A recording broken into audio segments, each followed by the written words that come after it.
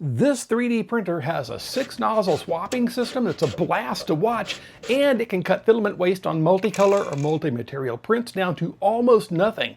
Plus, those multicolor prints get done a lot faster too, and we'll get into it right after this.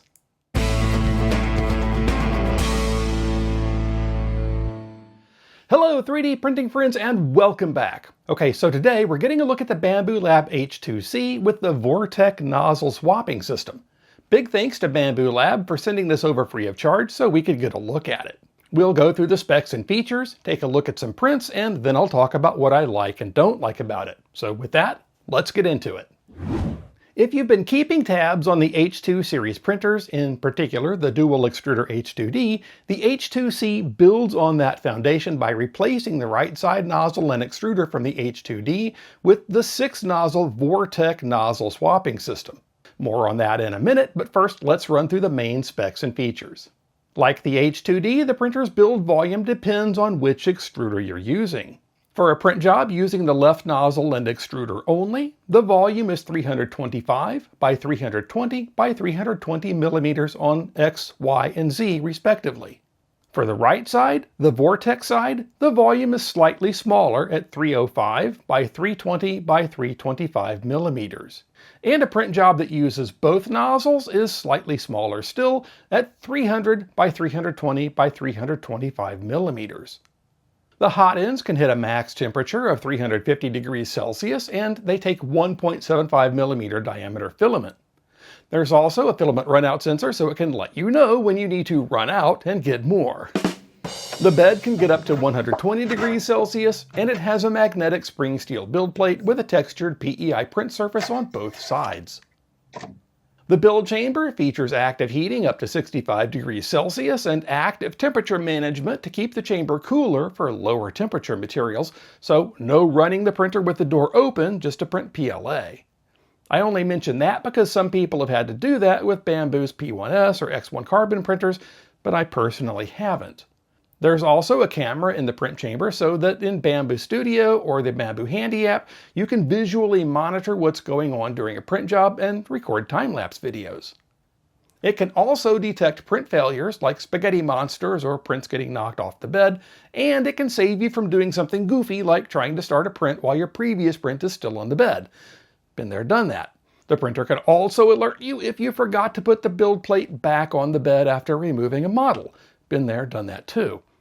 All of this is enclosed in an aluminum and steel chassis wrapped with plastic and glass panels. It's sturdy and has a premium look to it. It's also heavy, weighing in at a little over 32 kilograms or about 71 pounds.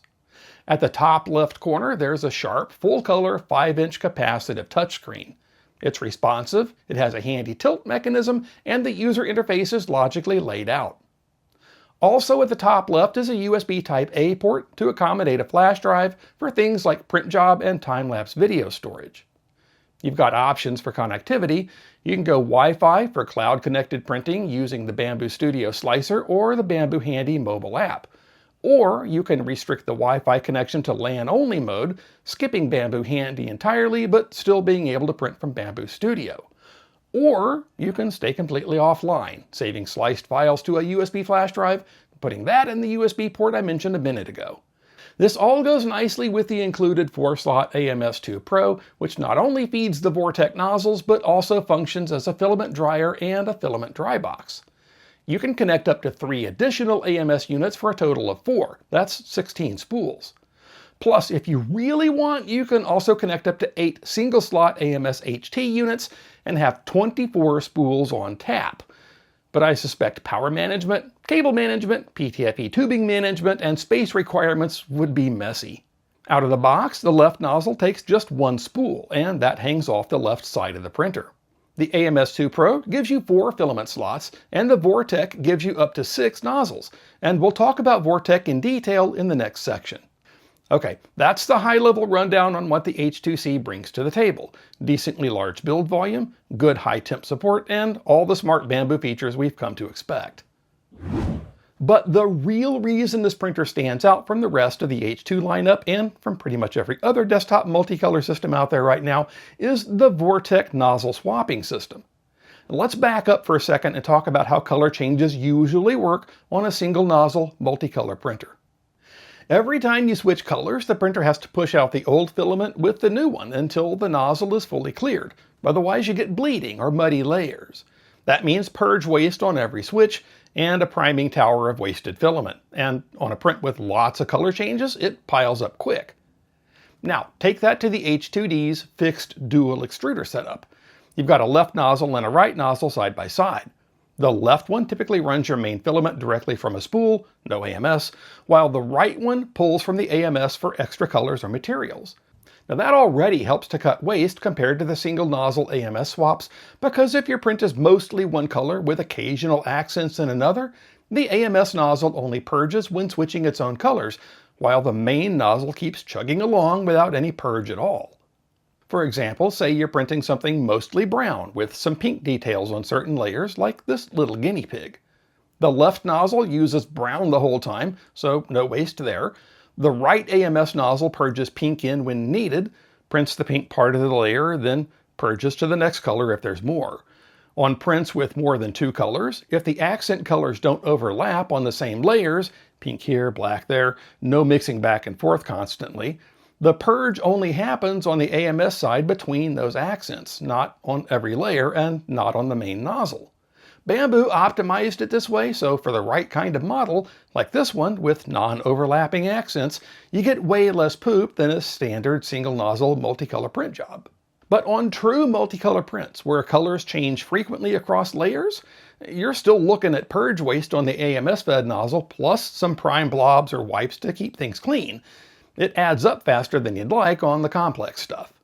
The H2C changes things on the right side of the toolhead. Instead of a fixed right nozzle and extruder, you've got the Vortek rack holding up to 6 induction heated hot ends. The left side stays unchanging and the right side swaps entire hot ends as needed. That gives you up to 7 nozzles total in one print. 1 non-swapping nozzle on the left and 6 swappable on the right. When it's time for a color or material change, the tool head moves over to the rack, drops the current right hot end, and picks up the next one from its spot. No cables or connectors. It's 100% contactless with induction heating and wireless temperature data transfer. The new hot end heats up in about 8 seconds. And because the nozzle is assigned to a specific slot on the AMS, there's only a little bit of waste when the filament loads from the AMS. It just primes a little bit on the priming tower and then it's back to printing. No massive piles of purge poops. From what I've seen in testing, total swap time ends up around 30 to 40 seconds. It's a smidge longer than a true tool changer like a Prusa XL or a Snapmaker, but way faster and cleaner than purging on the H2D or X1C. Bambu claims over 50% less waste on multicolor jobs, and my prints back that up. I'll show you some in just a minute when we get to the print show and tell part. A couple of notes. Like I mentioned a minute ago, you assign filaments to specific nozzles in Bambu Studio. Mixing nozzle sizes isn't supported, but same size nozzles with different flow rates are fine. TPU can be tricky loading into the AMS for swaps like with other Bambu stuff, and if you're maxing out with multiple AMS units for 16 plus spools, cable and space management can get messy, but that's true for any big setup. Overall, it's not perfect. There's still a little bit of wait time on swaps, mostly due to the AMS needing to pull back one color and feed in another. And it's a new technology, so we don't know the long-term reliability yet. But for people tired of purge waste on multicolor or multi-material prints, this is a big step forward without going to a full tool changer setup where it swaps the entire hot end and extruder, stepper motor and all. Okay, so now that we've covered Vortek, let's jump into some multicolor test prints I ran on the H2C and see what the results look like. Here's a small selection of things I printed on the H2C, starting with some multicolor prints to test the Vortek system. And links to all the models are down in the description. First up is this knitted articulated fox model by Smoggy 3D. It's a fun one with movable joints, it doesn't need supports, and it shows color changes really well. The main body is orange with white accents on the face, ears, and tail, plus black for the nose and eyes. Some layers use all 3 colors at once, which is where purge waste usually gets bad. To show the difference, I printed one on my Bambu Lab P2S. That's the standard single nozzle setup with AMS for multicolor, with the printer swapping orange, white, and black from the AMS as needed. On the P2S, it took just over 6 hours, and the purge waste was, well, it was a lot. You end up with a priming tower, plus all the purge poops every time it switched colors. The poop pile from this one print was 81 grams, and the tower was 10 grams, so that's 91 grams of waste for a 12-gram model. Then I printed the exact same model on the H2C, orange on the fixed left nozzle the whole time, and white and black on the Vortek side, swapping nozzles as needed for the accents. The only purge came from the initial filament loading at the start, and the prime tower between swaps. The total waste was 3 grams for the purge when the nozzles were loaded with their colors, and 9 grams for the priming tower. It's almost unbelievable how little there was. 12 grams of waste for a 12-gram model sounds like a lot, but even tool changers need priming towers, so if you ignore the tower, the purge waste was only 3 grams. Oh, and this model only took 2 hours 40 minutes on the H2C, making it a little more than twice as fast as the P2S. Here's a side-by-side of the two finished boxes. Both look great, nice detail, good articulation, and the colors pop. But on the P2S one, there's just the slightest hint of black bleeding into the orange where the purge didn't fully clear. On the H2C version, zero trace of that. It's got clean separation every time. For a model like this, with occasional accents and some overlapping layers, the Vortek system cut the waste way down and gave cleaner results without tweaking purge volumes in the slicer.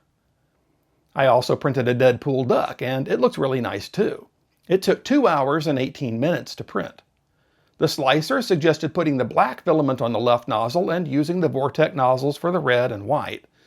The surface finish is smooth and glossy, and it's just a fun little print. As with the other multicolor prints, this one has a priming tower and just a few little purge poops. The only rough area is the underside of the bill, and that's just from the supports and the almost flat horizontal angle the printer had to deal with there. It's not like it's super bad though.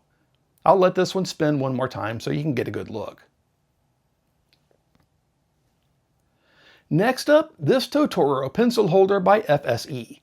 This is printed in Polymaker's pan chroma filament in steel gray, beige, white, and black. I got all 4 of these specifically for this project, courtesy of Polymaker, so a big thanks to them for providing the filament. This took 9.5 hours to print, and I think it came out great. The print profile for this one had the fuzzy skin feature enabled. Fuzzy skin works by wiggling the nozzle around the outer wall of the model when it's printing. It adds a really nice texture to the whole thing, and it really helps to hide the layer lines. But it does add extra time to a print. On this model, it added an extra 45 minutes. The color transitions are super sharp, and the surface finish is, well, it's fuzzy. It looks great, and it holds pens and pencils like it's supposed to. But what about the purge waste on such a big print with color transitions on almost every layer?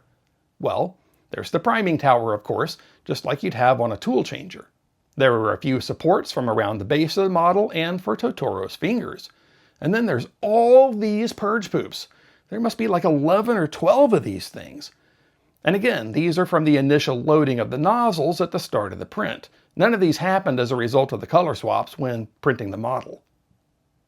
Here's one more look at the Totoro model from all sides before we go on to the next one.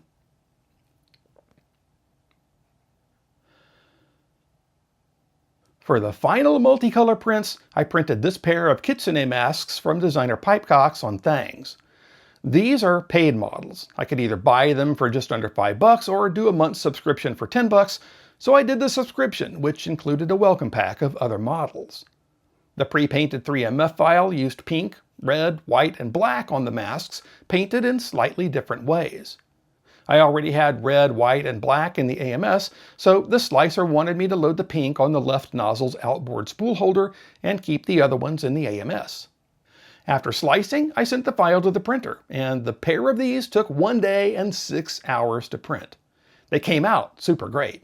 Every color change is sharp, with no color bleeding, and the surface finish looks great. And these are just great models anyway.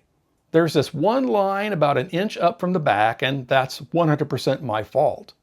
I opened the door on the printer for about 10 minutes to get some footage of the nozzle swaps, which let the print chamber cool down a bit. It doesn't stand out too badly, but I'll have to remember not to do that again. So, close to 1,000 filament changes, 142 grams of filament per mask, so 284 grams of filament for both of them, 60 grams of priming tower, and a whopping 3 grams of purge poops. There are filament changes on nearly every layer of these, and this is all the purge poops there were. It's still astonishing to me how little waste there is on these. Now, I also did a couple of single color prints, one of which is the H2C Poop Chute by Maxx Design on MakerWorld. There are 2 sizes available. This is the small one, and I chose that one because I'm not seeing a lot of purge waste from the multicolor models I'm printing. It's designed to stay attached to the back of the printer with magnets, and Maxx Design included slots for 3 common sizes of disc magnets. I had some 10 by 3 millimeter magnets handy, so I glued those in. The magnets hold it securely to the back of the printer, but it's also easy to remove for emptying. It was a 3.5 hour print, and it came out really great with a really smooth surface finish and no flaws that I can see. It's just a great little print that does what it's supposed to do. If you watched my kitchen prints video, you might recognize this one. It's a tiered cabinet organizer I designed. I call it American Can Stand, and it's intended to help organize larger size cans and jars. Scaled to 320 millimeters tall, this print uses nearly the full build height of the H2C. It's printed in white PLA, mostly to match my pantry shelves, and it took a little over 15.5 hours to print. I'm including this one mostly to show how tall of an object the H2C can handle. I don't see any issues with it. The finish feels smooth, and I didn't run into any problems while printing it. Okay, so with the print show and tell done, let's move on to the likes and dislikes. I think for this video I'm going to kind of interleave these things since one can sometimes lead to another. I like the build volume on the H2C. It's usefully large, and it's on par with the other Bambu Lab H2 series machines. But what's weird is that while Bambu had standardized build volumes at 256 by 256 by 256 millimeters on the A1, P series, and X1 series printers, the build volumes on the H2 series printers vary by up to 35 millimeters in some dimensions. And although the H2C is the same physical size as the H2D and H2S, it has the smallest build volume of the series and doesn't share their build plate. The H2C's build plate is slightly narrower due to the space needed inside the printer for the Vortek system. I like the touchscreen on the H2C. It's smooth and responsive. The tilt angle is nicely adjustable, and it'll even go flat against the front of the printer. And in my opinion, the user interface is one of the best you'll find on a 3D printer. I don't have any negatives on the screen. I also like the AMS2 Pro on the H2C. It's pretty much a requirement to be able to feed the Vortek nozzles. It's also a decent filament dryer and a storage box, though it needs an external power adapter to allow drying and printing at the same time. On this H2C, I got 4 0.4 millimeter Vortek nozzles, a 0.2 millimeter Vortek nozzle, and a 0.6 millimeter Vortek nozzle. So that gives me a bit of flexibility. If I want to use the 0.2 millimeter nozzle on a single color print that needs fine details, I can do that by selecting the nozzle in Bambu Studio when I slice and print. Unfortunately, Bambu Studio still can't mix nozzle sizes in a print, so I can't use a 0.2 millimeter nozzle for detail while using 0.4 or 0.6 millimeter nozzles on the same print job. Last, I really like the Vortek nozzle swapping system. This thing allows multicolor prints with phenomenally less waste than previous Bambu Lab printers, even the H2D. Compared to printers with tool changer systems, where they swap entire hot end and extruder assemblies, motors and all, the Vortek system only swaps the hot end assembly. Nozzle swaps happen in just a few seconds, nozzles reach working temperature in a few more seconds, and it's a wireless inductive system, so there aren't any physical connectors on them that could wear out over time. Just like Bambu Studio uses the prime tower by default on the H2C, Prusa Slicer and Snapmaker Orca do the same on their tool changers. They all do it for print quality and reliability, but on any of them you can turn it off if you want. Bambu Studio can also suggest the best placement for filament for the least amount of waste. Like on the Totoro model, it recommended loading the gray filament on the left nozzle and having the beige, black, and white filament on the Vortek side. After running the printer for a while, that's my take on the likes and dislikes. Now, let's pull it all together for the final verdict. So to wrap this up, I think the H2C is a very capable printer, especially if multi-material or multicolor printing is your main focus. The Vortek nozzle swapping system delivers on the promise of dramatically reducing purge waste compared to other single nozzle multicolor printers, both from Bambu Lab and from others. For the kinds of multicolor models I'm likely to print, such as these, the reduction in purge waste is huge. Remember, I printed the knitted fox on the P2S and the H2C, and there were literally just 10 little purge poops from the start of the print on the H2C compared to hundreds on the P2S. And the swaps on the H2C take less time, so multicolor prints get done faster too. That said, the H2C isn't without compromises. In order to keep the enclosure the same size as on other H2 series printers, the build volume is the smallest of the H2 series to accommodate the Vortek racks inside. So if you're printing big single color models, the H2S or H2D can give you a bit more room. At $23.99 for the AMS combo, the premium over the H2S AMS combo would buy a lot of filament. Filament savings might add up over time or heavy multicolor use, but I think the real benefit is cleaner prints and reduced frustration from purge waste. But bottom line, if you're plagued by prodigious piles of purge poops piling up in proximity to your printer, the H2C is a big step forward. It's not perfect, but for the things it does well, it does them really well. So thanks again to Bambu Lab for sending the H2C. Thank you for watching, and big thanks to everyone who supports the channel, whether with channel memberships or by using the links in the description. If you liked this episode, give it a thumbs up and maybe subscribe so you don't miss new ones. Well, 3D printing friends, that's about all the time we have for this one. And now that we're at the end, let's go print something cool, something colorful, and with less wasted filament.